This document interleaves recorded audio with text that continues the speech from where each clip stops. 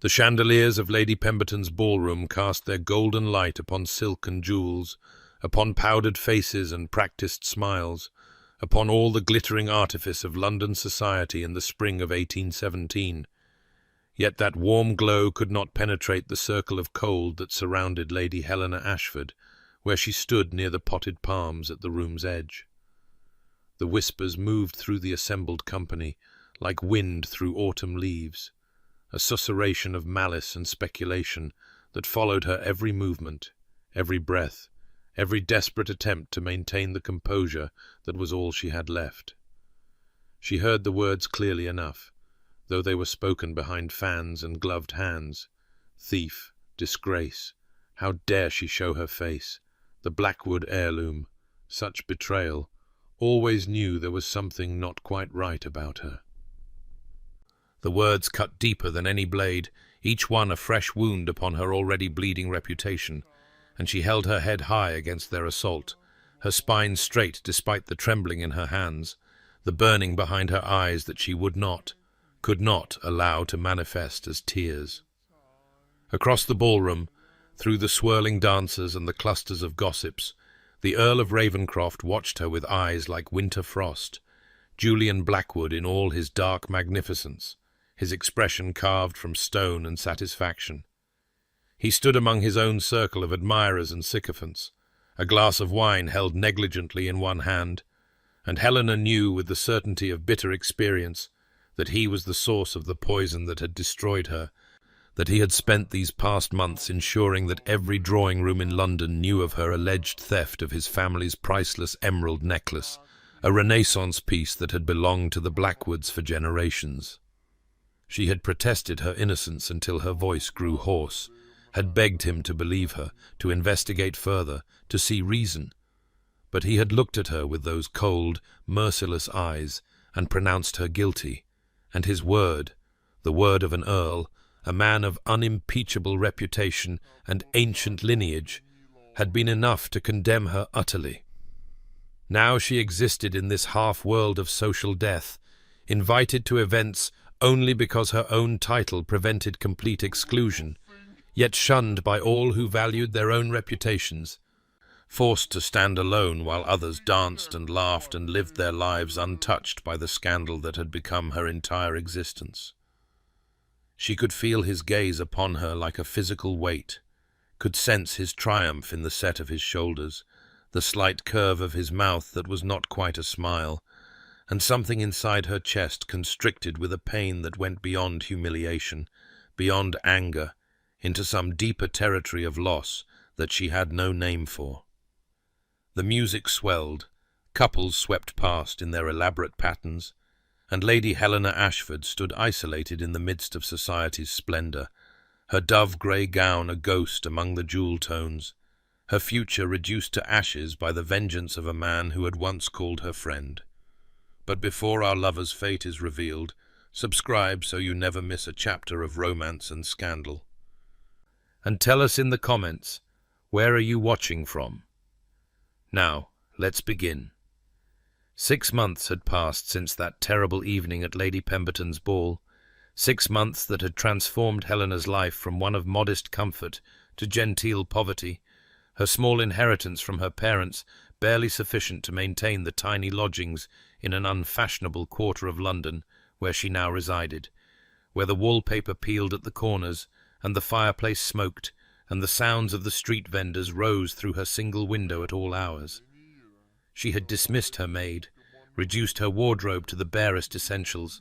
learned to mend her own stockings and press her own gowns, and still the creditors circled like vultures, still the bills accumulated on her writing desk. Still she watched her meagre funds dwindle week by week towards some inevitable collapse she could not prevent.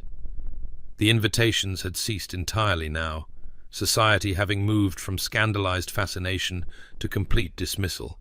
and Helena found herself existing in a strange limbo, where she retained her title, but had lost all the privileges that should have accompanied it, neither fully cast out nor welcomed back, simply forgotten by a world that had once been her entire universe. It was on a grey October morning, rain streaking her window and the coal scuttle nearly empty, that the letter arrived bearing the Ravenscroft seal, and her hands trembled as she broke the wax, her heart pounding with some mixture of dread and impossible hope that perhaps he had discovered his error, perhaps he meant to apologize, perhaps this nightmare might finally end. But the contents of the letter drove all such foolish wishes from her mind, for the Earl of Ravenscroft wrote not of emeralds or accusations, but of his sister, of Lady Caroline, who had fallen gravely ill with a fever that would not break, who refused the ministrations of physicians and the comfort of nurses, who had spoken only one coherent request in her delirium. She wanted Helena, needed Helena, would accept help from no one else. The letter was brief, the handwriting harsh and angular, as though each word cost him dearly, and Julian Blackwood proposed an arrangement with all the warmth of a business contract. Helena would come to Ravenscroft Manor, would tend to his sister until the crisis passed, and in exchange he would settle her debts and provide a quarterly allowance sufficient to restore her independence, no further obligation between them once Caroline recovered. Helena read the letter 3 times, her emotions a chaos of anger and longing and grief. For Caroline had been like a sister to her once, the bright-eyed girl of 16, who had followed her through the gardens and confided her dreams and begged Helena to stay forever at Ravenscroft.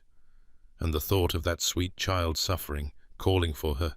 broke through all the walls Helena had built around her wounded heart. She did not want Julian's money, did not want his cold charity or his contempt. But Caroline she could not abandon. Caroline she still loved, despite everything that had passed between their families. And so Helena took up her pen with shaking fingers and wrote her acceptance, knowing she was walking back into the house of her enemy, into the presence of the man who had destroyed her, for the sake of a girl who perhaps alone in all the world still believed in her innocence. The carriage turned through the iron gates of Ravenscroft Manor on a late October afternoon, when the sky hung low and grey above the Derbyshire countryside, and Helena felt her breath catch in her throat at the sight of the estate rising before her like something from a Gothic tale, all grey stone and towering chimneys and windows that gleamed darkly in the fading light, ivy climbing the western wall in crimson glory, while the ancient oaks that lined the drive had begun to shed their leaves in drifts of gold and amber across the carefully tended grounds. She had travelled 2 days to reach this place, her single trunk secured to the back of the hired coach, and every mile had brought fresh memories rising like ghosts to haunt her. The first time she had come here as a guest of the late Countess, how welcomed she had felt,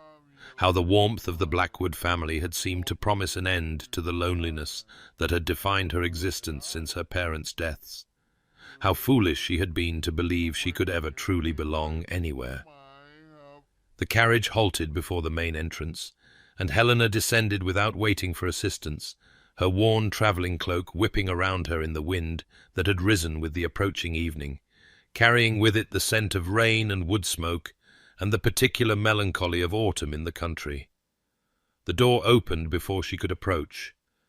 and there he stood framed in the entrance, the Earl of Ravenscroft himself rather than any servant,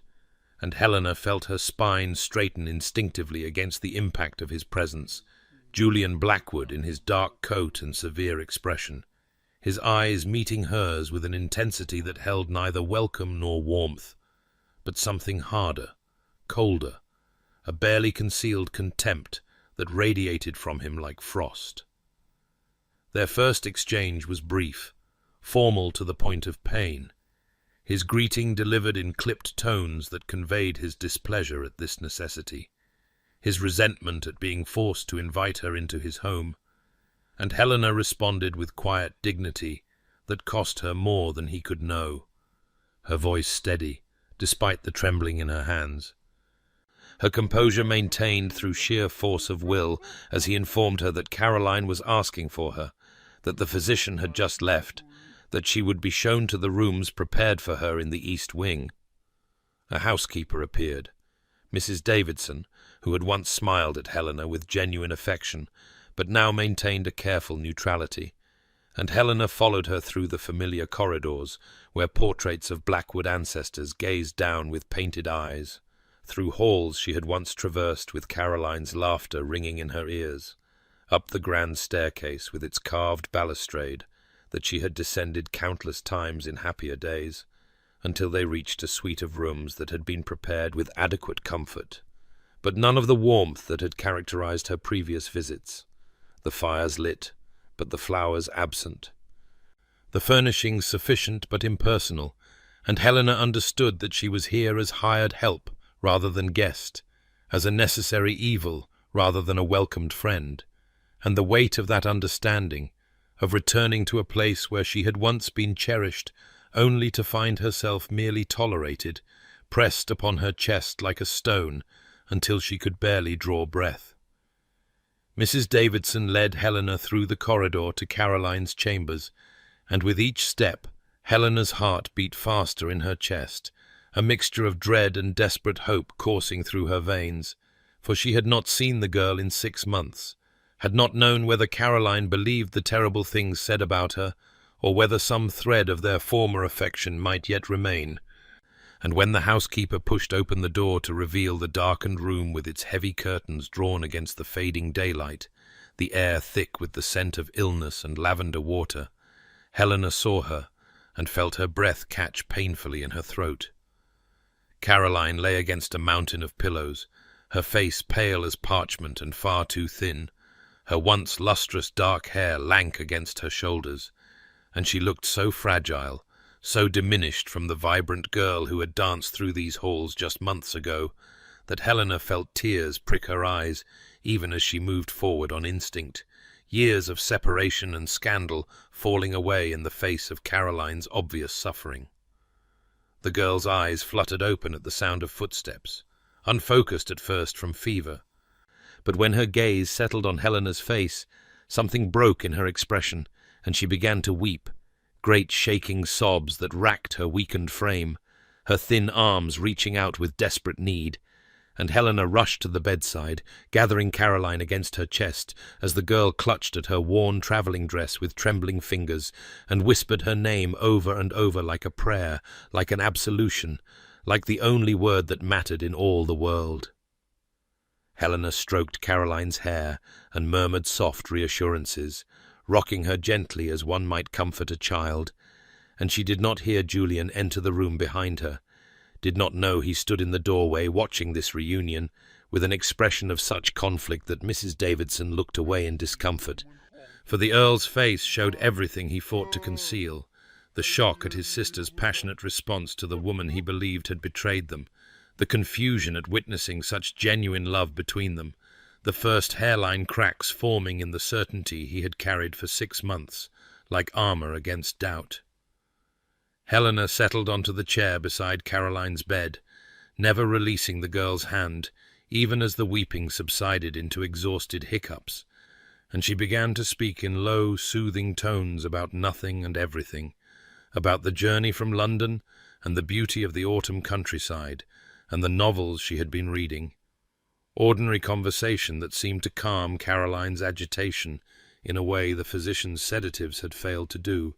and gradually the girl's breathing steadied, and colour began to return to her ashen cheeks. Julian remained in the doorway, unable to move or speak, watching Helena wipe Caroline's tears with her own handkerchief, watching her pour water from the bedside pitcher with practised care, watching her adjust the pillows with a tenderness that spoke of genuine devotion, and he felt something shift in his chest, some stone he had placed there beginning to crack under the weight of what he witnessed. As evening fell and the servants brought candles, Helena did not leave her post, and when Caroline asked her in a voice barely above a whisper to read aloud, Helena took up the volume of poetry from the bedside table and began to recite verses in her clear, gentle voice, and Julian found himself leaning against the doorframe, listening to words about love and loss and redemption, while shadows danced on the walls, and his sister's hand remained clasped in Helena's, as though she were clutching the only anchor in a storm-tossed sea. Through the long night hours, Helena kept her vigil beside Caroline's bed, and as fever rose and fell like tides, the girl's mumblings brought fragments of the past rising to the surface, half-formed memories tumbling from her lips in disconnected pieces that gradually assembled themselves into a portrait of what had been lost. And Helena found herself remembering too, despite her best efforts to keep such memories locked away where they could not wound her. Caroline spoke of riding lessons in the summer, when Helena had first come to stay, how patient she had been teaching a girl of 12 to sit properly in the saddle, how they had laughed until they could barely breathe when Caroline's mare had stopped dead at a puddle and refused to budge, and Helena pressed her cool cloth against Caroline's burning forehead and whispered, "Yes, yes," she remembered the sun on their faces, and the wind in their hair, and the extraordinary feeling of belonging somewhere, to someone, of being needed rather than merely tolerated. The girl's fevered words painted pictures of Christmas celebrations and birthdays, of Helena helping her dress for her first ball, of secret confidences shared in the garden and hopes whispered in the darkness, and with each memory Helena felt the old grief rising fresh in her chest, the loss of this connection cutting deeper than any scandal, for Caroline had been the sister she never had, the family her orphaned heart had craved with desperate longing. Julian stood in the shadows beyond the candlelight, unable to leave despite telling himself he had no reason to stay, and he heard these memories too, heard his sister speak of Helena as though she were the sun around which Caroline's world had revolved. And against his will, he found himself remembering as well the sound of Helena's laughter echoing through these halls, how his mother's face had lit up whenever Helena entered a room, how the manor had seemed warmer somehow when she was in residence, filled with a lightness that had departed with her disgrace and never returned. He remembered Helena at the pianoforte, playing duets with Caroline while his mother looked on with such profound contentment. Helena in the library debating literature with an intelligence that had both challenged and delighted him. Helena at dinner with candlelight catching in her auburn hair and turning it to flame. And he remembered too how his mother had taken his hand one evening and suggested with gentle hope that Helena might make an excellent addition to their family, that she had all the qualities one could wish for in a daughter-in-law, and he had been irritated at such matchmaking then, 24, and arrogant, and convinced he had years before he need concern himself with such matters. Now he stood in his sister's darkened room, listening to Caroline's fevered recollections of Helena's kindness, Helena's patience, Helena's unwavering devotion, and he felt the contrast between the warmth of those memories and the ice of his current treatment of her like a blade between his ribs, felt the wrongness of it settling in his bones, even as he tried to push the feeling away, for he had been so certain of her guilt, so absolutely convinced that she had stolen the Blackwood sapphire, and yet here sat the woman he had destroyed, tending his sister through the night with tenderness that could not be feigned, sacrificing her own rest and comfort without complaint or expectation of gratitude, and the certainty he had nursed for 6 months began to feel less like bedrock and more like sand shifting beneath his feet.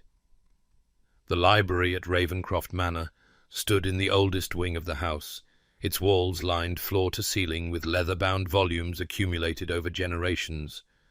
and it was there that Julian found himself wandering near midnight, 3 days after Helena's arrival, sleep eluding him as it had done increasingly since she had come back into his home, bringing with her memories he had tried to bury beneath anger and certainty. He pushed open the heavy oak door, expecting to find the room dark and empty, but instead candlelight flickered from the far corner where the medical texts were shelved, and there sat Helena at his mother's old writing desk, surrounded by open books, her auburn hair falling loose from its pins, and her face pale with exhaustion in the golden light, and she was so absorbed in her reading that she did not hear him enter.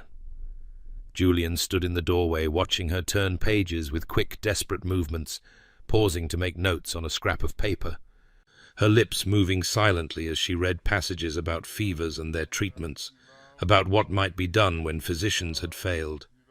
And he saw in the set of her shoulders and the shadows beneath her eyes a devotion that went far beyond duty or even the terms of their arrangement,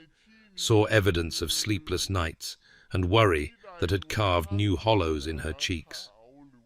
She looked up suddenly, as though sensing his presence, and wariness immediately shuttered her expression, her hand moving to gather her notes as if he might object to her presence here. But Julian found himself saying with uncharacteristic gentleness that she need not leave, that she had as much right to the library as anyone, perhaps more given that his mother had always said it was Helena's favourite room in the house, and the words seemed to surprise them both. Helena settled back into her chair but kept her guard raised, and for a long moment they existed in uncomfortable silence, broken only by the crackling of the fire and the distant sound of rain beginning to fall against the windows, until Julian asked how Caroline fared and whether the fever had broken, and Helena answered that it had lowered slightly, but not enough, that she was searching for some treatment the physician might have overlooked, some combination of remedies that might bring relief where conventional methods had failed. They spoke then of Caroline's condition with a civility that felt strange after days of cold formality, and Julian found himself drawn closer to the desk, looking at the texts Helena had consulted, at her careful notes written in a hand he remembered from letters she had once sent to his mother, and he saw the thoroughness of her research, the desperate hope underlying every word she had written. He noticed too the worn fabric of her dress, mended carefully at the cuffs, the absence of jewellery save for a simple locket that had belonged to her mother, the signs of reduced circumstances that spoke of how far she had fallen, while he had carried on with his title and his wealth and his righteous anger. And something shifted in his chest, some small crack forming in the wall he had built around his certainty. Helena looked up at him with eyes that held no hope of kindness, only resignation to his continued contempt, and the absence of expectation in her gaze wounded him in ways he could not name, for he realized that she had grown accustomed to his cruelty, had learned to expect nothing from him but coldness, and the thought that he had brought her to this state settled on him like a stone, heavy and uncomfortable and impossible to ignore.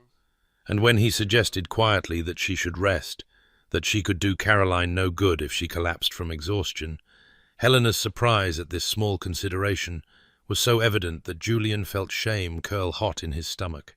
felt the first whisper of doubt asking what kind of thief would sacrifice her own health so completely for the sister of the man who had destroyed her. What kind of villain would research treatments with such devotion? What kind of guilty woman would return at all when she had every reason to let them all suffer as she had suffered? And though he said nothing of these thoughts aloud, they planted themselves in his mind like seeds that would grow in darkness, sending roots down through the certainty he had worn like armor for 6 long months. Weeks passed like water flowing over stone, slow and steady and transforming, and Caroline's improvement became the axis around which life at Ravenscroft Manor turned,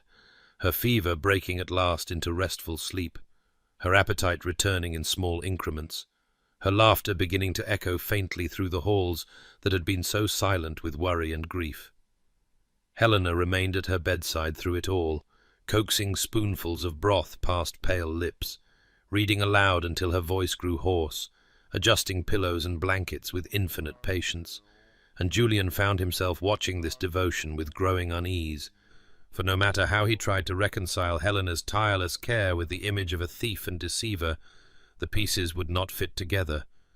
would not form the picture his anger had painted for 6 long months. He observed how Helena sat with Caroline through the long afternoons when the girl was strong enough to be awake but too weak still for much activity, how she told stories and played cards and braided Caroline's hair with gentle fingers, how she never once mentioned her own suffering or the injustice of her circumstances, how she gave everything and asked for nothing, and the household staff began to whisper their approval in corners where they thought he could not hear, murmuring that Lady Helena had returned like an angel of mercy, that his lordship had been wrong to cast her out, that anyone with eyes could see she was as devoted to Lady Caroline as any sister by blood could be. Mrs.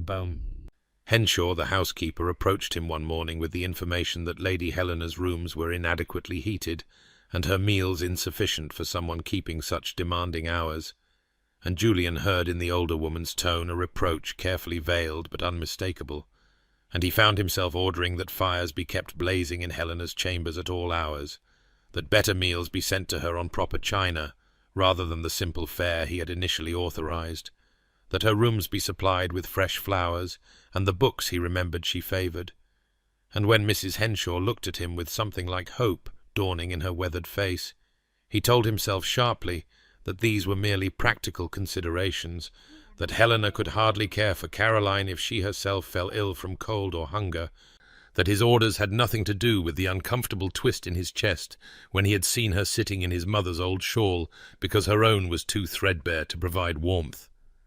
He told himself this even as he found his steps carrying him past Caroline's room at hours when he had no reason to be in that wing of the house, even as he lingered in doorways, watching Helena read aloud, or brush Caroline's hair, or simply sit, holding his sister's hand while the girl slept, even as he noticed the particular way candlelight caught in Helena's auburn hair, and remembered evenings when he had thought such things beautiful rather than threatening. And with each passing day, the certainty that had sustained his anger grew thinner, worn away by the accumulated weight of small kindnesses observed, by the evidence of sacrifice freely given, by the stubborn voice in his mind asking what manner of guilty woman would return to the house of her accuser and tend his sister with such devotion, what kind of thief would work herself to exhaustion for the family that had destroyed her. And though Julian pushed these questions away during the day, they returned to him in the darkness of sleepless nights, persistent and patient, and impossible to silence. Autumn arrived at Ravenscroft Manor with a painter's touch, transforming the gardens into a tapestry of copper and gold, and as Caroline's strength returned in measured increments, the physician declared that gentle exercise would aid her recovery, walks in the fresh air to restore colour to her cheeks and vigour to her limbs. And so it became Helena's custom each afternoon to guide the girl through the garden paths, moving slowly among the turning leaves, while Julian watched from his study window with an attention he could not justify even to himself. He told himself he was merely ensuring his sister's safety, that his gaze following Helena's graceful figure had nothing to do with the particular way sunlight caught in her hair, or how her face softened when Caroline laughed. But the lie grew thinner each day, worn transparent by repetition, and on an afternoon when the sky hung heavy with the promise of rain, and the wind carried the scent of distant wood smoke, Julian found himself abandoning his ledgers and walking down to the garden, as though his feet had made the decision without consulting his mind. He came upon them near the rose arbour, where late-season blooms still clung to their stems, and Caroline's face lit with surprised pleasure at seeing her brother, for he had kept his distance during her illness, unable to bear the weight of worry and the memories that her pale face evoked, and she called out to him with something of her old spirit returning, beckoning him to join them in their circuit of the grounds. Julian fell into step beside them, and for a moment, suspended in the golden afternoon light, with Caroline chattering happily between them about the flowers and the birds, and her plans for when she was fully recovered, it felt like old times, like the days before scandal and death and suspicion had carved chasms between them all, and Julian felt the ache of that lost ease like a wound that had never properly healed. Caroline mentioned a memory from 3 years past, a garden party their mother had hosted when Helena had helped her pick flowers for the arrangements, and she laughed at some detail of the day, and Helena smiled, truly smiled, the expression transforming her face with such radiance that Julian felt his breath catch, felt the loss of that smile like a physical ache spreading through his chest, for he remembered when such expressions had been directed at him, when Helena's laughter had rung freely in his presence, when she had looked at him with warmth, rather than the careful blankness she now maintained like armour. He realized with startling clarity that he had not seen her smile like that since her arrival, that the Helena who had returned to Ravenscroft was a muted shadow of the woman he remembered, and the knowledge that he had stolen her brightness, that his cruelty had dimmed the light that once drew everyone to her, settled on him with crushing weight. And as they walked on through the gardens with Caroline's voice filling the spaces between them, Julian found himself memorizing the curve of Helena's smile, the grace of her movements, the gentle patience in her voice when she answered his sister's questions. And he thought that perhaps he had been wrong about more than just the theft. Perhaps he had been wrong about everything, and the thought terrified him, even as it took root in the fertile soil of his growing doubt, spreading tendrils that would not be denied. Caroline declared one morning at breakfast that she wished to visit the portrait gallery, that she felt strong enough now for the walk through the long corridors and wanted to see her mother's face painted in oils rather than merely remembered in dreams, and Helena agreed immediately, rising from her barely touched toast to accompany the girl, while Julian found himself setting down his newspaper and following at a careful distance, drawn by something he could not name, perhaps the note of longing in his sister's voice, or perhaps the instinct that this pilgrimage mattered in ways he did not yet understand. The gallery occupied the entire east wing of the second floor, a space their father had commissioned when Julian was still a boy, and the October light streaming through tall windows illuminated generations of Blackwoods looking down from their frames with varying degrees of severity and satisfaction, their painted eyes following the living as they passed, and Caroline moved slowly along the row of ancestors, commenting on resemblances and stories she half remembered, while Helena walked beside her with a hand hovering near the girl's elbow should she tire, and Julian trailed behind them both, watching the way Helena's expression shifted from portrait to portrait, how she paused before his grandfather with something like recognition, how she smiled slightly at the painting of Julian himself as a boy with his first pony, and when they reached the end of the gallery, where the most recent additions hung, Caroline stopped before the portrait of their mother, commissioned just a year before her death, and the sudden stillness in his sister's shoulders told Julian that grief had found her again, as it found them all in unexpected moments. Lady Margaret Blackwood looked out from her frame with gentle eyes, and the hint of a smile playing at her lips, captured by the artist in her favourite blue gown, and Helena stood beside Caroline in silence for a long moment before speaking, her voice soft with genuine emotion, as she said that Lady Margaret had been the kindest woman she had ever known, that she had made Helena feel welcomed and cherished when the whole world seemed cold after her parents' deaths, that she had taught Helena everything about grace and strength, and how to bear loss without losing oneself. And Julian heard in Helena's words a love so pure and unfeigned that something cracked in his chest, some barrier he had built against the possibility of her innocence. Caroline leaned her head against Helena's shoulder, a gesture of trust and affection that spoke of bonds deeper than scandal could sever, and she said with the casual thoughtlessness of youth that their mother had always claimed Helena would make a perfect addition to the family, that she had told Caroline more than once that she hoped Julian might see what was right in front of him, and that Helena would make him an excellent countess some day, and the words hung in the air like bells that could not be unrung, and Julian felt the earth shift beneath his feet, felt the weight of his mother's hopes and his own blindness pressing down upon him with crushing force. Helena's face had gone very still, very pale, and she did not look at Julian, though he could see the tension in her shoulders, the careful way she did not acknowledge what Caroline had revealed, and his sister continued on, oblivious to the tremor her words had caused, mentioning how their mother had spoken of Helena's intelligence and kindness, and the particular light she brought to any room.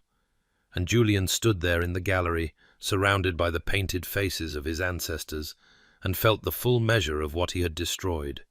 Not just Helena's reputation, but his mother's hopes, the future that might have been if he had been less quick to judgment, less eager to believe the worst. And he understood with terrible clarity that his mother would have been ashamed of what he had done, that the woman looking down from that portrait would have demanded proof and shown mercy, and never would have crushed someone she loved on the strength of circumstantial evidence and wounded pride. And as Helena gently guided Caroline toward the next painting, speaking in careful tones about some ancestor's military career, Julian remained before his mother's portrait and felt for the first time the true weight of his guilt, not just for what he had done to Helena, but for betraying everything his mother had tried to teach him about honor and justice, and the courage required to see the truth, even when it contradicted what anger demanded he believe. That night, Julian could not sleep, could not rest, could not escape the questions that circled his mind like carrion birds waiting for certainty to die. And he rose from his bed in the dark hours before dawn and made his way to his study, where the original documents from the investigation into the theft still resided in a locked drawer, yellowed and accusatory. And he spread them across his desk with hands that trembled slightly as he began to read with new eyes no longer clouded by grief and rage, but sharpened by the terrible possibility that he had been catastrophically wrong. The evidence that had seemed so damning a year ago now revealed itself as circumstantial at best, built on the testimony of a housemaid who claimed to have seen Helena near the display room where the sapphire necklace had been kept, on the fact that Helena had been one of the last guests to leave the house party, on the discovery that she had debts her modest inheritance could not cover. But nowhere in these papers was there actual proof, no witness to the act itself, no recovery of the necklace in her possession. Nothing but suspicion and opportunity, and Julian's own willingness to believe the worst, because it gave shape to his grief over his mother's death and his rage at a world that kept taking things from him. He remembered now with sickening clarity how Helena had protested her innocence, how she had stood in this very room with tears streaming down her face and begged him to believe her, and he remembered with equal clarity how he had dismissed her pleas as the lies of a desperate thief, how he had told her that her denials only proved her guilt, how he had demanded she confess, and when she refused he had taken his revenge in whispers and insinuations that spread through London like plague, destroying her with the same thoroughness his mother's death had destroyed his faith in goodness. Julian rose from his desk and began to pace, pulling other memories from the wreckage of that terrible time, and he recalled with growing horror that Helena had never tried to deflect blame onto another person, had never suggested an alternative culprit, despite the fact that doing so might have saved her, and this struck him now as profoundly strange, because a guilty person would have grasped at any straw, would have invented a scapegoat, or pointed to someone else with access. But Helena had simply maintained her innocence while refusing to speculate about who might truly be responsible. And why would she do that, unless she knew the real thief and was protecting them? And if she was protecting someone, then the most likely person for her to shield would be someone she loved, someone whose future she valued more than her own reputation. Someone like Caroline, who had been 16 at the time and already showing signs of the reckless romanticism that had nearly destroyed her this past year. The thought settled into Julian's chest like a stone dropped into deep water, sinking and sinking until it touched bottom, and he sat down heavily in his chair and put his head in his hands. And he thought of how Caroline had fallen ill, not from any physical malady, but from heartbreak over some scoundrel. How she had called for Helena in her delirium. How she had wept with what seemed like guilt as much as joy when Helena arrived. And the pieces began to arrange themselves into a picture Julian did not want to see, but could no longer deny. A picture in which his sister had taken the necklace perhaps to give to some fortune hunter who promised marriage, in which Helena had discovered the theft and chosen to shoulder the blame rather than destroy a girl she loved like a sister, in which Julian himself had played the role of executioner for an innocent woman, while the truly guilty party recovered in comfort under his own roof. And the weight of this possibility, this probability, this near certainty, crushed down upon him with such force that he could scarcely breathe, and he knew with terrible conviction that he needed to discover the truth, even if that truth destroyed him, even if it meant facing the magnitude of his own cruelty, and the irreparable harm he had inflicted on someone who deserved only his protection and his gratitude. And as the first grey light of dawn began to filter through his study windows, Julian made a silent vow to uncover what had really happened that night, to follow every thread no matter where it led, to face whatever truths emerged, even if they proved him to be not the avenging son he had imagined himself, but rather the instrument of injustice, the destroyer of innocence, the villain in a story where he had cast himself as hero. The fever returned 3 nights later without warning, seizing Caroline in the small hours when darkness pressed against the windows, and the house lay silent, save for the ticking of clocks marking time's relentless passage, and Helena woke to the sound of Caroline's maid pounding on her door with panic in her voice, and within moments she was in Caroline's room, where the girl thrashed against her sheets, with skin burning hot to the touch, and words tumbling from her lips in a torrent of delirium, and Helena sent for cold compresses and laudanum, and Julian, who arrived in his shirt-sleeves with hair dishevelled and fear stark in his eyes, and together they worked through those dark hours to bring the fever down, to keep Caroline from harming herself in her agitation, to whisper reassurances that could not penetrate the veil of sickness that had descended over her mind. Julian held his sister's shoulders, while Helena pressed cool cloths to her forehead and throat, while the physician was summoned from the village, and the household stirred with worried whispers, and Caroline's fever-bright eyes stared at nothing, as words spilled from her without coherence or restraint, fragments of memory and guilt surfacing from whatever depths fever had unlocked. And at first her mumblings made no sense, disjointed phrases about promises and pretty words, and how she had been such a fool. But then, through the confusion came words that made Julian go absolutely still, made his hands tighten on his sister's shoulders, as Caroline cried out that she was sorry, so sorry for taking the necklace, that she had only meant to give it to him because he said they would marry, that he had promised her everything if she could bring him something of value. And Helena tried to quiet the girl, tried to soothe her back towards sleep, but Caroline would not be silenced, and she wept with the abandon of fever and regret, as she said that Helena had found her in the display room with the sapphire necklace in her hands, that Helena had understood immediately what Caroline had done and why, and the girl's voice broke as she remembered how Helena had taken the necklace from her trembling fingers and told her to go back to bed, to forget this ever happened, that everything would be all right. Julian's face had gone white as marble in the lamplight, and he looked across Caroline's restless form to where Helena knelt on the opposite side of the bed,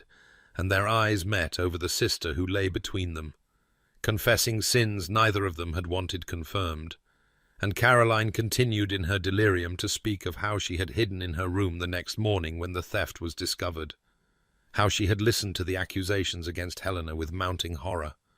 how Helena had come to her privately afterward and made her swear never to speak of what had really happened, to let the world believe whatever it would believe, but to protect herself and her future. And the girl sobbed that she had been too young and too frightened and too grateful to refuse, that she had let Helena sacrifice everything while she remained safe and quiet and ashamed,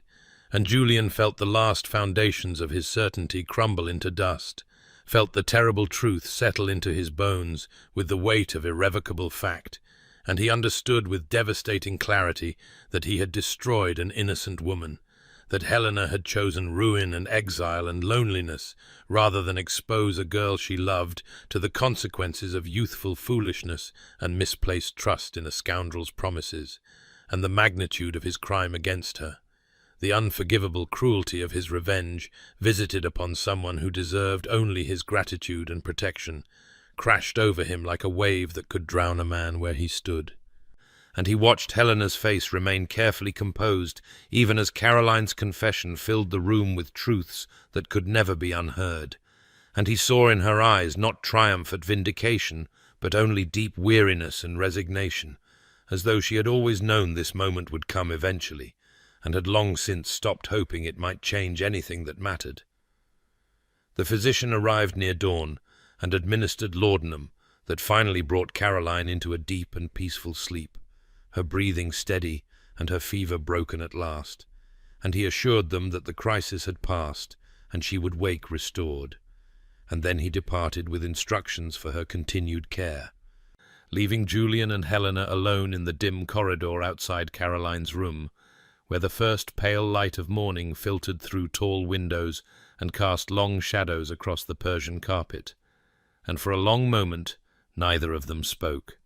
the silence heavy with revelations that could not be ignored or dismissed.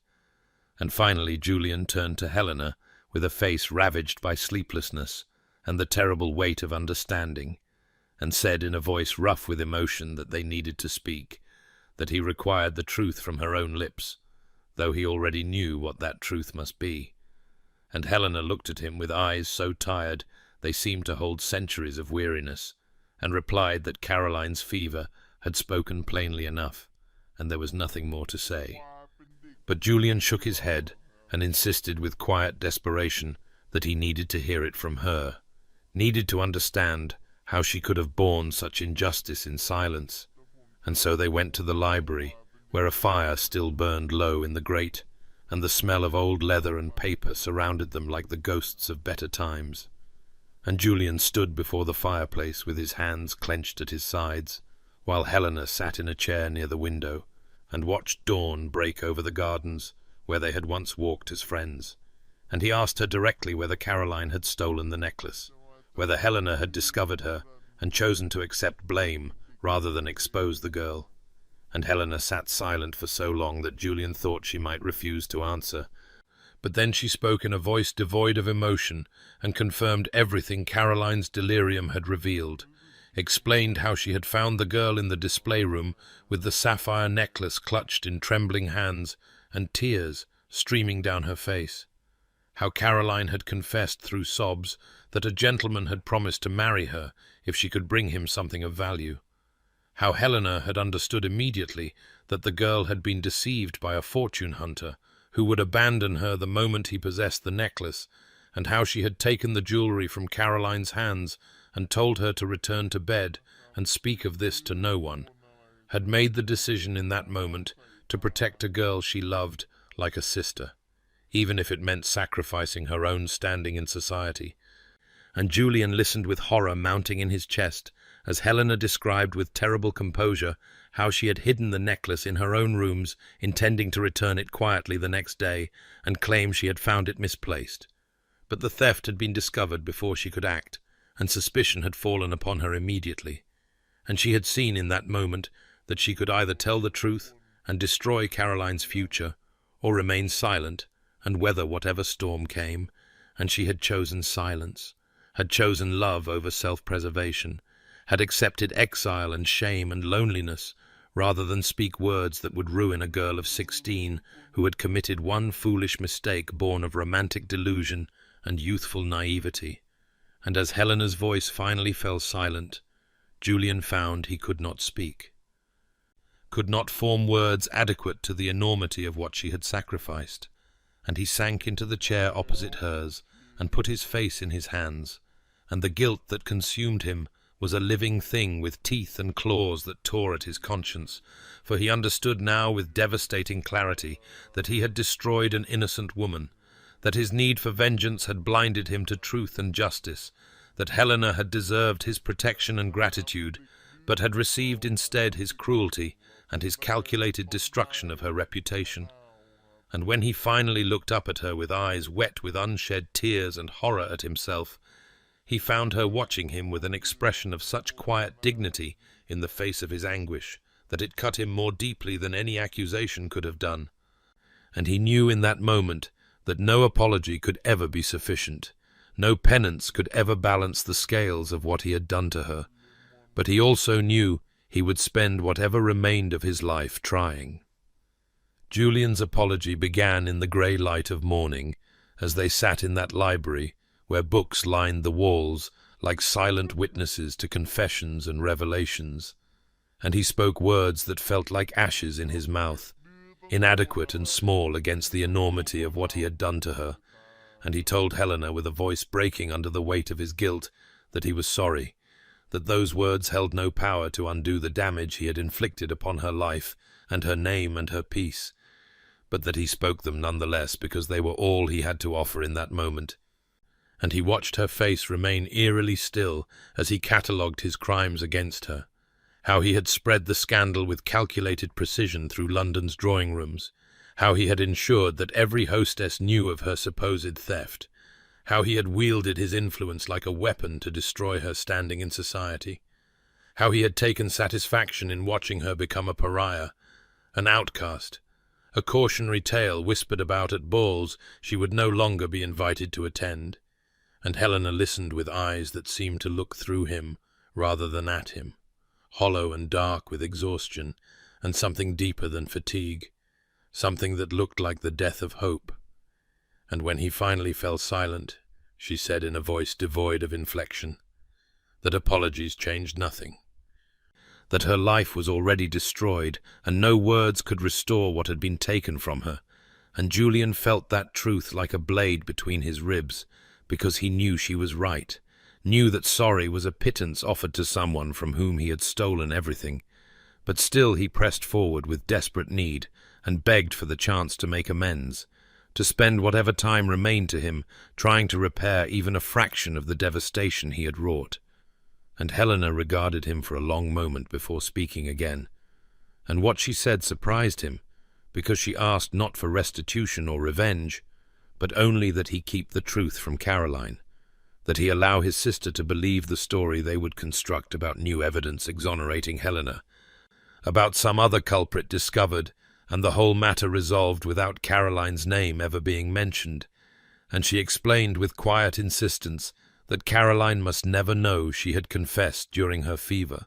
must never carry the burden of understanding that her moment of foolishness had cost someone she loved so dearly,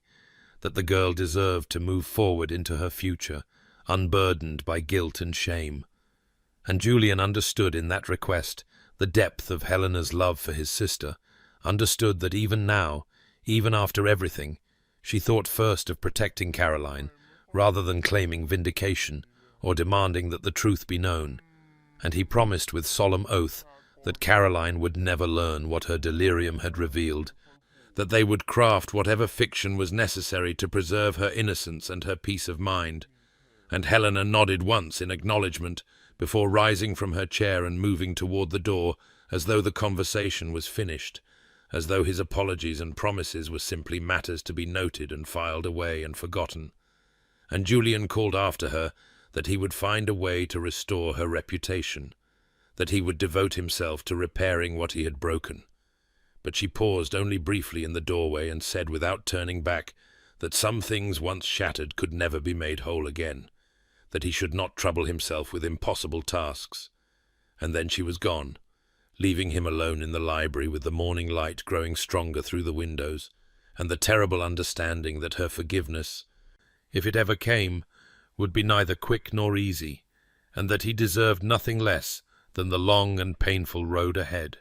Julian departed for London within 3 days of their conversation in the library, leaving Helena at Ravenscroft Manor with Caroline, who had indeed recovered beautifully, and believed the carefully constructed fiction that new evidence had come to light, exonerating Helena completely. And while his sister chattered happily about Helena's restored innocence and how wonderful it was that the truth had finally emerged, Julian travelled to town with a determination forged in the fire of his guilt, and set about the methodical work of undoing the damage he had so deliberately inflicted upon Helena's name. And he began by calling upon Lord Ashworth, one of society's most influential gossips, and telling him in confidence a story he had rehearsed until it sounded entirely plausible about how his investigators had finally discovered the true culprit, a dismissed servant named Thomas Wardley, who had fled to America with several stolen items, including the sapphire necklace, and who had cleverly arranged for suspicion to fall upon Lady Helena through planted evidence and manipulated circumstances. And Lord Ashworth had listened with wide eyes, and declared it a terrible miscarriage of justice, and promised to spread the truth immediately, which Julian knew he would do with the same enthusiasm he had once spread the lies. And from there Julian moved through London's drawing rooms like a man possessed, attending gatherings he would normally have avoided, seeking out the very people who had whispered about Helena's disgrace. And at each gathering he told his story with just the right mixture of outrage at the deception and remorse for having believed it. And he watched as the narrative shifted before his eyes, as the same people who had condemned Helena now expressed sympathy for her ordeal and satisfaction that the real thief had been identified. Though Julian noticed with bitter irony how easily they forgave themselves for their prior judgment, how quickly they embraced this new version of events without acknowledging their own role in her suffering, and he attended the opera and made certain to mention within hearing of the Duchess of Marlborough that he hoped Lady Helena would return to society soon, now that her name was cleared. And he wrote letters to every hostess of note explaining the situation and expressing his family's deepest regrets that an innocent woman had suffered due to the actions of a criminal servant. And he used every ounce of his considerable influence to shift the tide of opinion, calling in favors and applying pressure where necessary. And slowly, methodically, he rebuilt what he had destroyed, though he knew even as he did so that Helena was right, that some damage went too deep for society's fickleness to truly heal, that she would forever carry the scars of what had been done to her, regardless of how many people now claimed to have never really believed the accusations. And when he returned to Ravenscroft Manor 6 weeks later, having done everything within his power to restore her standing, he found Helena in the music room playing the pianoforte for Caroline, and she looked up as he entered and regarded him with those same hollow eyes that showed neither gratitude nor hope. And he understood in that moment that all his efforts in London, all his careful manipulation of society's opinion, had been for his own conscience rather than for her benefit, because Helena had already accepted that her old life was gone, and no amount of strategic gossip could return to her what she had lost, which was not merely her reputation, but her faith in the world and the people who inhabited it. And Julian felt the weight of that understanding settle upon him like a shroud as he stood in the doorway and watched her return her attention to the music, her fingers moving across the keys with mechanical precision, playing notes that held no joy because he had stolen that from her too. Spring arrived at Ravenscroft Manor with a tentative warmth that seemed to mirror the fragile peace settling over its inhabitants, and as Caroline bloomed with renewed health and the gardens burst into colour after the long winter, Helena began making quiet preparations to depart, packing her few belongings and making arrangements for modest lodgings in Bath, where she might live on the small income Julian's campaign had secured for her through carefully orchestrated settlements that appeared to be restitution from the fictitious servant's family.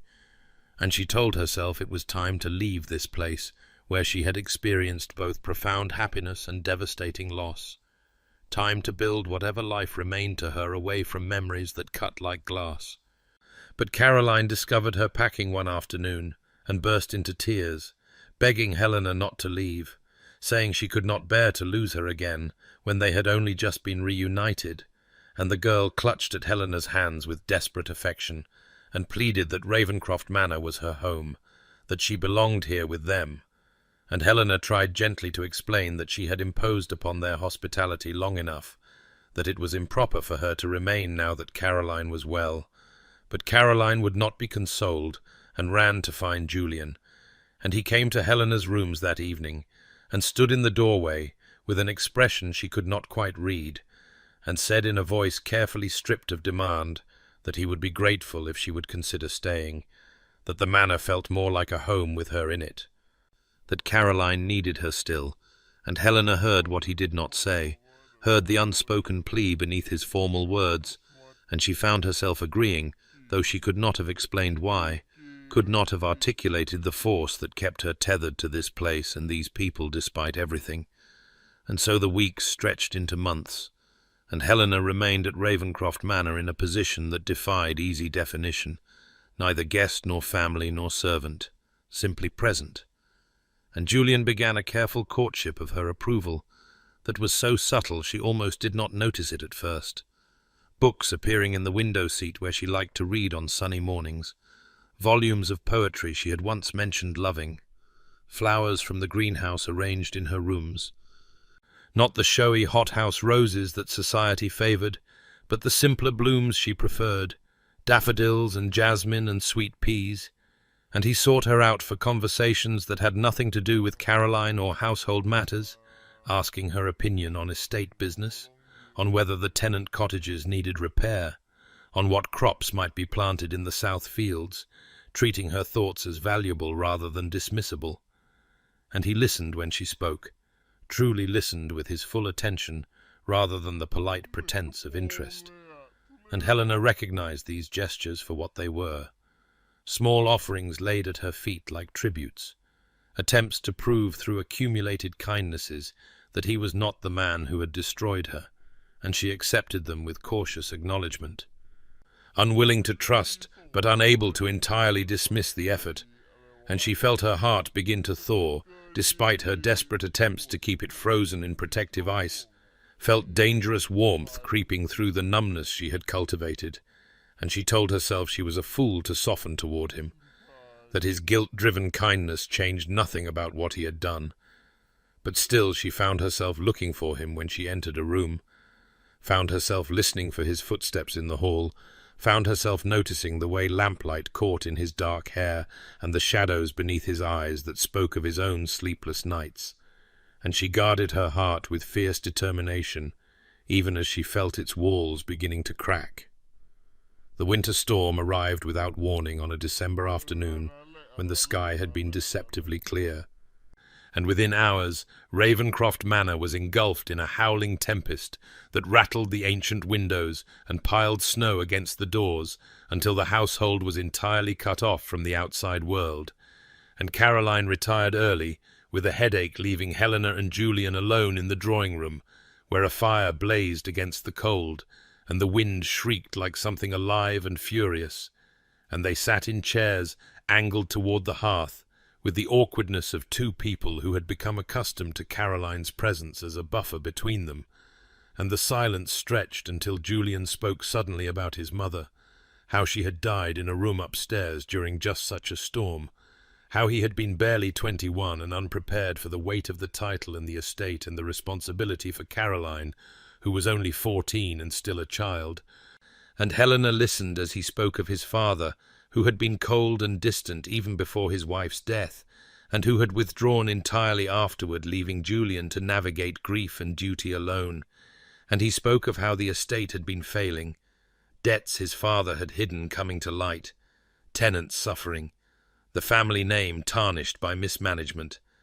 and how he had worked himself nearly to death restoring it all while watching Caroline grieve,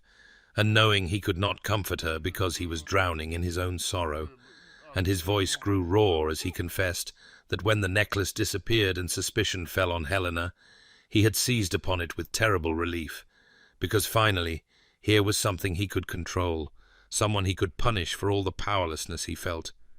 And destroying her reputation had been the only time since his mother's death that he had felt capable of affecting the world around him, rather than being crushed beneath its weight.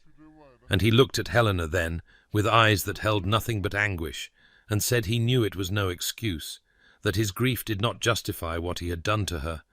but he wanted her to understand that his cruelty had been born not from strength, but from the most abject weakness, from a broken boy, hiding inside an earl's title, desperately trying to feel anything other than helpless.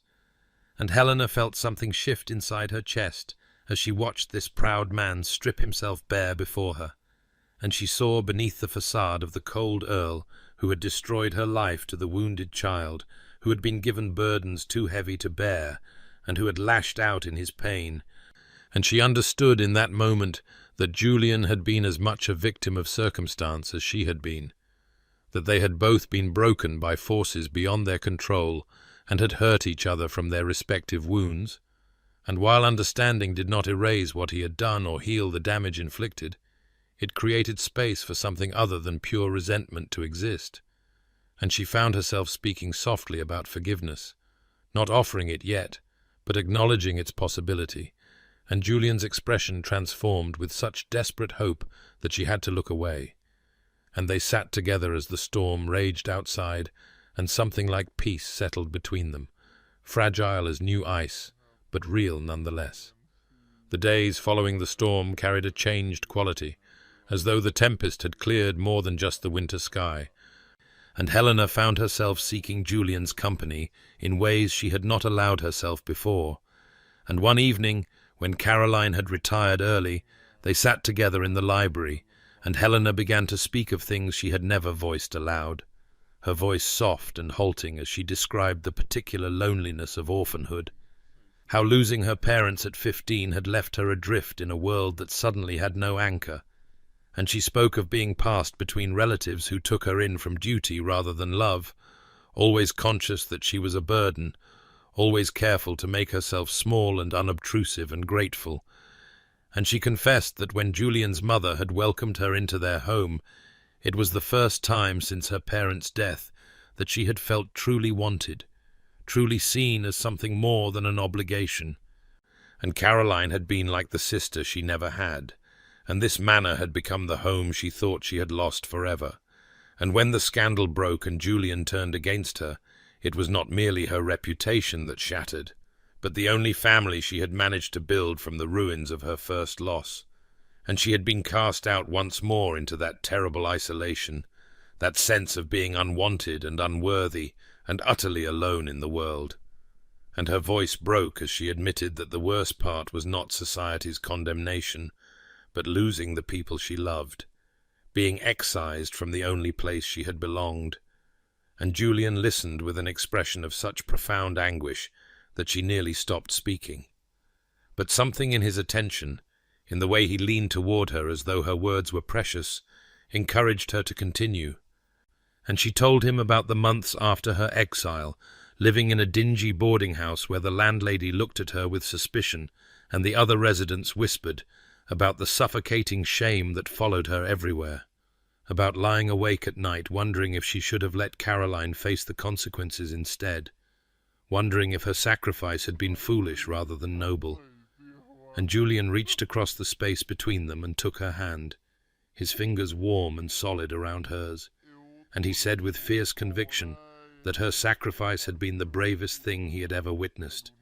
that she had saved Caroline's entire future at the cost of her own,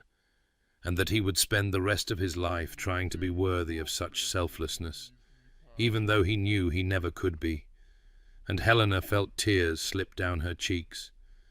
the first she had allowed herself to shed in his presence, and Julian's thumb brushed them away with infinite gentleness, and she did not pull back from his touch, and they sat there with their hands joined while the fire burned low and the house settled into night around them. And Helena felt the tight knot of pain in her chest begin to loosen, felt the walls she had built around her heart develop new cracks. And when Julian finally walked her to her chambers, he lingered at her door and touched her cheek with reverent fingers, and she leaned into his palm for just a moment before stepping back, and the look that passed between them held recognition of something fragile and new, taking root, a tentative friendship being rebuilt on foundations of honesty and shared wounds. And Helena went to bed that night feeling something she had thought lost forever, feeling that perhaps she was not quite so alone in the world after all. Spring arrived at Ravencroft Manor with an almost defiant beauty, as though nature itself sought to contradict the long, dark winter that had preceded it, and the gardens exploded into bloom with daffodils carpeting the lawns and cherry blossoms drifting like snow through air that smelled of earth and renewal. And Julian watched Helena walk among the flowers one morning, and felt his heart constrict with the terrible recognition of what had been growing inside him all these months, the realization crashing over him with the force of revelation, that what he felt was no longer merely remorse or even friendship, but something far more consuming and dangerous. And he understood with crystalline clarity that he loved her, had perhaps always loved her, even when he thought he hated her, and the knowledge terrified him, because he had no right to such feelings, no claim to her heart after what he had done. Yet the emotion persisted with relentless intensity, refusing to be denied or diminished, and he spent sleepless nights wrestling with whether to speak or remain silent, whether confession would be selfish or necessary, until one evening when they sat together in the drawing room, and Caroline had gone to bed early, and the words simply escaped him unbidden, and he knelt before Helena's chair like a supplicant, and took her hands in his trembling ones, and told her that he loved her, that she had become the very centre of his world, that every kindness she showed Caroline and every moment of grace she extended to him, despite his unworthiness, made him love her more desperately, and he asked her to marry him, not because it would restore her reputation fully, or because duty demanded it, but because he wanted to spend every remaining day of his life trying to deserve her, trying to build something beautiful from the ashes of what he had destroyed. And he promised her everything he had and everything he was, his title and his fortune and his devotion, offering it all with shaking hands and a voice raw with emotion. And Helena stared at him with wide eyes that held shock and fear and something that might have been longing. And she pulled her hands from his and stood and moved away from him, and when she finally spoke, her voice was barely a whisper as she said she could not, that she was terrified to trust him with her heart when he had already shattered it once, that she did not know if she could survive being broken again, and the refusal cut through Julian like a blade, even as he recognized its justice, and he rose slowly and told her with as much steadiness as he could manage that he understood, that he accepted her answer and would not press her, but that his feelings would not change regardless of her decision, and he promised to wait for as long as she needed, to prove himself worthy, even if she never felt able to accept him, to love her without expectation of reciprocation, because she deserved to be loved exactly that way, freely and without condition. And he saw tears slip down her cheeks, and wanted desperately to comfort her, but knew he had lost that right. So he simply bowed and left her there among the dying embers of the fire, and he went to his chambers and sat in darkness, feeling his heart break with the knowledge that he had finally found the woman he was meant to love, and had destroyed any possibility of her loving him in return. Yet even in his grief he felt a strange peace, because at least he had been honest. At least she knew the truth of his heart, and he resolved that he would spend however long it took showing her through actions rather than words that his love was real and constant and patient, that he would wait for her, even if waiting was all he would ever have. The weeks that followed Julian's declaration stretched into a strange new season of waiting, and Helena watched with cautious wonder as he made good on his promise to love her without expectation, observed as he went about his days with a quiet contentment that seemed to emanate not from hope of reciprocation, but from the simple fact of having spoken his truth. And she noticed the small ways he continued to show his care through thoughtful gestures that asked nothing in return, books appearing on her nightstand that addressed subjects they had discussed, her favorite tea served without her having to request it, his consistent respect for the boundaries she had drawn even as his eyes followed her with undisguised devotion whenever she entered a room. And something began to shift within her as she recognized that this was not the performance of a man seeking to manipulate or the desperate bargaining of someone trying to earn forgiveness, but rather the authentic expression of a transformed heart. And she found herself lying awake at night examining her own feelings with newfound honesty, acknowledging that beneath the protective layers of fear and old hurt there existed something tender and persistent, a warmth that bloomed in her chest when Julian smiled at something Caroline said, or when he looked at Helena with those storm-grey eyes full of patient adoration, and she realized with startling clarity that she loved him, had perhaps loved him even in those early days before the scandal when they were simply friends, and she had cherished his rare laughter and the intelligence that sparked in their conversations, and the recognition terrified her until one morning in late spring when she walked in the garden where daffodils had given way to roses, and she stood among the blooms, remembering how they had walked here as friends, and later as wary allies, and finally as two wounded souls learning to trust again. And she understood that she had already survived the worst that could happen between them, and had emerged stronger for it, that the man who had destroyed her in his grief was not the same man who now loved her with such humble constancy, and she made her decision in that moment among the roses with their heavy perfume and morning dew still glistening on the petals. And when Julian came upon her there, as he often did on his morning walks, she turned to him and saw the careful way he maintained his distance, respecting her unspoken boundaries, and something in her heart broke open, and she closed the space between them and took his hands in hers, and said with a voice that trembled only slightly that she had been afraid for so long, afraid to trust and afraid to hope, and most of all, afraid to love. But she was tired of letting fear dictate her choices, and she told him that she loved him too, had loved him perhaps all along beneath the hurt, and she said yes to his proposal with tears streaming down her face. And Julian stared at her as though she had offered him salvation itself, and he cupped her face in his hands with infinite tenderness and asked if she was certain, giving her every opportunity to reconsider, and she answered by rising on her toes and pressing her lips to his in a kiss that tasted of morning and roses and new beginnings.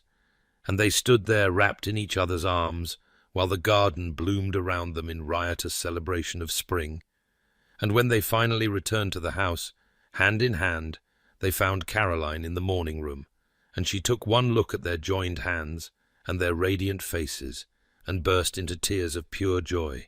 and she embraced them both, and declared it the happiest day of her life, to see the two people she loved most in the world finally finding their way to each other.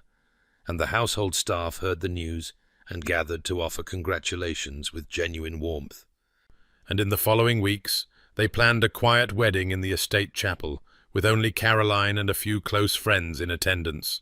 And on a June morning thick with the scent of summer flowers, Helena walked down the aisle in a simple gown of ivory silk, and met Julian's eyes at the altar, and saw in them wonder and gratitude and unwavering love. And they spoke their vows with voices steady and sure, promising to cherish and protect each other through whatever trials might come. And when the vicar pronounced them husband and wife, Julian kissed her with reverent joy, and they began their married life together, not with the naive optimism of youth, but with the hard-won wisdom of two people who had journeyed through darkness and chosen to build something luminous from the ashes of their shared pain. 5 years passed like a gentle dream,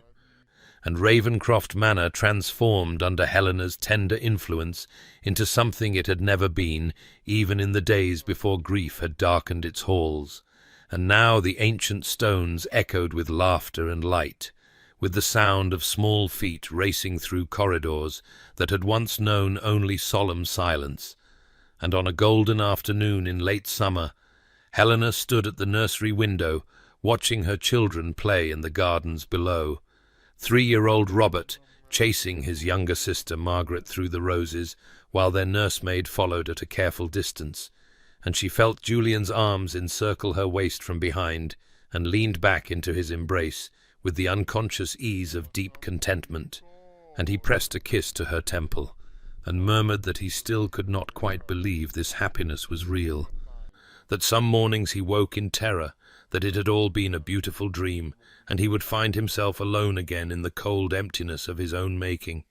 And she turned in his arms and touched his face with infinite tenderness, and told him, as she had told him countless times before,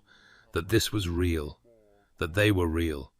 that the life they had built together from ashes and forgiveness was as solid as the ancient manor around them. And through the open window drifted the sound of Caroline's voice calling to the children, for she lived with them still, now 23, and engaged to a gentle country vicar who loved her for her kindness rather than her fortune. And Helena had become not just sister to her, but saviour and friend, the keeper of secrets that would remain forever unspoken. And Helena's reputation had been gradually restored through Julian's tireless efforts and her own quiet dignity, through the charity work she had undertaken, helping other women who had suffered scandal and loss, offering them shelter and support, and the wisdom of one who had walked through fire and emerged refined rather than destroyed.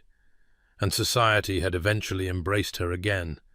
though she cared little for their approval now. having learned that true worth was measured not in ballroom invitations, but in the love of those who knew her fully and cherished her anyway. And Julian watched his wife move through their life together with endless wonder and gratitude, knowing with crystalline clarity how close he had come to destroying the very happiness he now held. And late at night, when the house was quiet and they lay together in the darkness, he would sometimes confess his lingering guilt, and she would silence him with kisses and remind him that they had both been transformed by their journey, that the people they had become through suffering and forgiveness were stronger and wiser than the people they might have been without it, and they had built something rare and precious from the ruins of his cruelty and her sacrifice, a love that was tested and true and tempered by fire. Dear listener, perhaps you have heard in this tale an echo of your own struggles, your own mistakes, or the wounds others have inflicted upon you, and if so, know that transformation is always possible, even from the darkest places, that patience and genuine remorse can bridge chasms that seem impossibly wide, and that healing comes not in grand gestures, but in the accumulation of small daily choices to be better, to love more authentically, to extend grace even when it feels undeserved. We are all of us capable of terrible wrongs when we act from pain and fear, and we are all of us capable of extraordinary courage when we choose vulnerability over pride, truth over comfort, forgiveness over the bitter satisfaction of holding grudges that poison only ourselves. Judge slowly, for you cannot know what burdens another carries, or what hidden sacrifices they have made for love. Look beneath surfaces, for the deepest waters run quiet, and the most profound transformations happen in silence. Believe in redemption, for even the worst mistakes can become the foundation of wisdom if we have the courage to face what we have done and spend our lives making amends. May you find the strength to forgive those who have wounded you, and may you extend to yourself the same grace when you inevitably fall short of who you wish to be. May your nights be peaceful, and your days be filled with the kind of love that grows deeper with time,